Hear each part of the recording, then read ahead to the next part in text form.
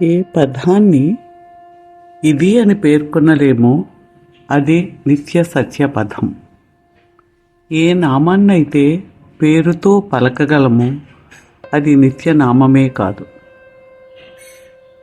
నామాతీతమైనదేదో అదే నిత్య సత్యం. ఏదేని పేరు పెట్టడమే ప్రారంభం, అన్ని సంగతులకు అదే ఆరంభం. స్వేచ్ఛ, కోరిక లేకుండా ఉన్నప్పుడే నీవు మర్మాన్ని తెలుసుకుంటావు. కోరికతో బందీగా అయినప్పుడు నీవు ఆవిష్కరణలను మాత్రమే తెలుసుకుంటావు. అవును, ఈ మర్మం, సాక్షాత్కారాలు, భావనలు అన్నీ కూడా ఒక్క మూలం నుంచే ఆవిష్కరింపబడతాయి. ఆ మూలమే మహోన్నత తమస్సు. ఆ మహాతమస్సులోని అంతర్లీన అంధకారమే సమస్త జ్ఞానానికి ముఖద్వారం అవుతుంది. దావో తే చింగ్ చాప్టర్ 1.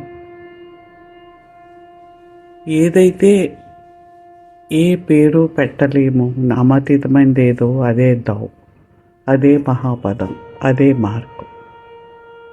ఏదైనా ఒక పేరు మనం పెట్టాము అనగానే దానికి మొదలు చివర, ఆది అంతం అన్నీ మొదలైపోతాయి. ఈ ఆవిష్కరణలు, పేరులు, ఆల్ 1000 థింగ్స్ అన్నీ కూడా ఆ మహామూలమైన ఆ దావు నుంచే ఆవిర్భింపబడతాయి.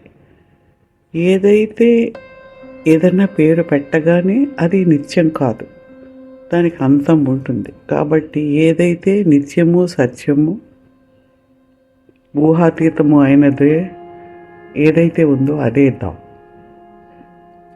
అంటే ఆది అంతము లేని అనంతమైన ఆ దివ్యమైన ఆ శక్తి ఏదైతే ఉందో, ప్రపంచంలో, విశ్వంలో అన్నిటికీ మూలం ఏదైతే ఉందో, ఆ మూలాన్ని మన ఊహ ద్వారా కూడా మనం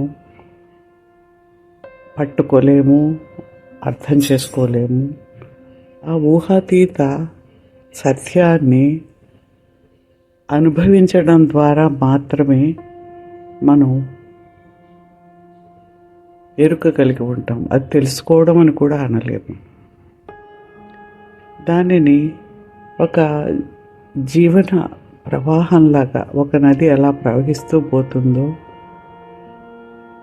ఏ కారణం లేకుండా, ఏ ఆశ లేకుండా, ఏ కోరిక లేకుండా ప్రవహిస్తూ పోతుంది. ప్రవహిస్తూ పోయిన అంత దూరము అంతటిని సుభిక్షం చేస్తుంది. నీ జీవితాన్ని అలా ప్రవాహంలాగా సహజ సిద్ధంగా జీవించడమే దావయిజం.